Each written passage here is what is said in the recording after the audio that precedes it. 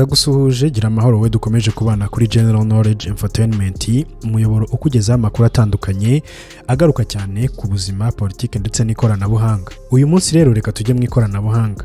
Muri iyi minsi abantu benshi usanga bifashisha mudasobwa mu buzima bwabo bwa buri munsi. Udafite mudasobwa nawe kandi atunze telefone ya smartphone imufasha gukora ibikorwa bitandukanye. Ese wabuze impamvu inyuguti ziri kuri clavier cyangwa se keyboard y'iyo telefone yawe cyangwa se mudasobwa zidatondetse ku rutonde nk'urw'inyuguti zisanzwe tuzi A B C D E F? Ntujye kure rero, nibyo tujye kugarukaho uyu munsi.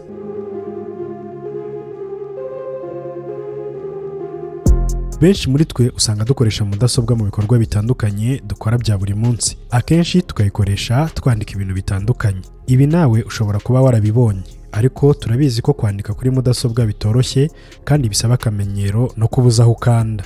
Hari usanga rwose kwandika kuri mudasobwa bimworoheye, hakaba n'undi usanga ari ubuhamya bukomeye kugira ngo azandike interuro irangire ugasanga icyuya cyamurenze. Ahanini biterwa n'uburyo inyuguti ziri kuri keyboard cyangwa clavier, cya gikoresho dukoresha kibaho inyuguti, imibare ndetse n'utundi tumenyetso twifashisha mu nyandiko, usanga ziba zidakurikije urutonde rw'inyuguti dusanzwe tuzi nka A B C D E F kuzamuka, ahubwo zikaba zikurikije izindi ntonde mpuzamahanga nka QWERTY cyangwa se AZERTY bitewe n'ururimi ikoresha ndetse n'abayikoresha.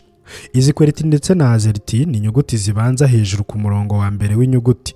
AZERTY ikoreshwa n'Abafaransa n'abandi bose bakoresha Igifaransa, mu gihe QWERTY yo ikoreshwa n'Abanyamerika n'abandi bantu bose bakoresha Icyongereza. Wakwibaza impamvu tudakoresha inyuguti zitondetse nk'uko twazize zitondetse A B C D E F?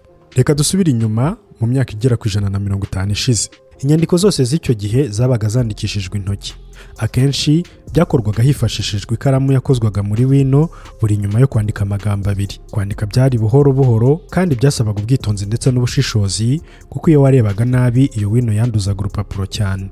Hanyuma bamwe mu bahimbyi n'abahanga baje kuvumbura imashini yandika.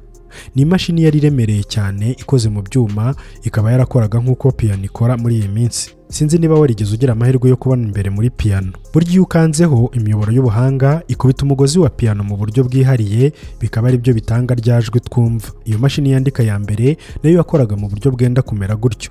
Yari ifite imiyoboro yose ifite inyuguti ku mpera zayo.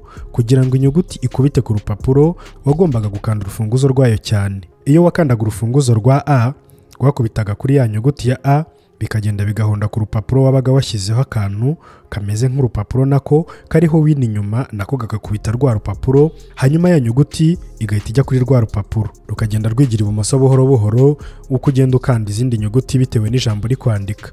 Mu gihe cy'imyaka 100 nyuma y'uko imashini ya ringtone igiye hanze, abantu benshi bigishijwe uburyo bwo kwandika nta kureba kuri keyboard touch typing. Byatumye benshi bahabwa akazi ko kwandika inyandiko n'izindi mpapuro muri sosiyete zitandukanye ndetse no mu nzego za leta. Izo mashini za kera zari zifite amabuto akurikije urutonde rw'inyuguti dusanzwe tuzi A B C D E, komeza ukagenda kugeza ku ya nyuma. Iyo rero umuntu yakandaga buto ebyiri zegeranye icyarimwe, byatumaga hari utwuma twabagamo imbere tumeze nk'inyundo twagendaga tukagongana, bityo ijambo ushatse kwandika ntibikunde. Nibwo rero abahanga baje kwicara basanga bahinduye ubwo buryo inyuguti zikurikiranyemo byagabanya uko kugongana k'utwo twuma. Aka gahigo rero kaje kweswa n'uwitwa Christopher Shores, kuko ari we washoboye kugabanya igongana rya turiya twuma. Yagerageje intonde zitandukanye, agerageza gukora ku buryo abantu bazajya bandika bakoresheje inyuguti zegeranye. Uyu Christopher rero yaje kugera ubwo avumbura urutonde rwa QWERTY benshi muri twe dukoresha uyu munsi. Yaje kugurisha ubuvumbuzi bwe mu kigo cyitwa Rutonde cyo muri Leta Zunze Ubumwe za Amerika mu mwaka w'1870. Nibwo icyo kigo cyakoze izindi mashini nyinshi zandika zikoresheje urwo rutonde rwa QWERTY, zirakundwa cyane ndetse ziranagurwa cyane. Gusa kubera ko ikoranabuhanga ryagiye rivugururwa, ubu ntibikiri ni ngombwa ko bahindura, kuko twatwuma tutazongera kugongana, kuko ibintu byahindutse cyane. Uburyo amakuru y'ibyo umuntu yanditse yagendaga muri iriya myaka bitandukanye kure n'uko ubu ngubu agenda, kuko ubu twatwuma tumeze nk'inyundo twavuze haruguru twari mekanike, twasimbujwe uburyo buri electronique. Ndagushimiye wowe dukomeje kubana kuri General Knowledge Entertainment, isoko y'ubumenyi butandukanye. Ndagushishikariza gukomeza gusangiza abandi ubumenyi wungukira kuri uyu muyoboro, kugira ngo nabo ubwo bumenyi bubagirire akamaro. Komeza ugira amahoro, Imana ikurinde.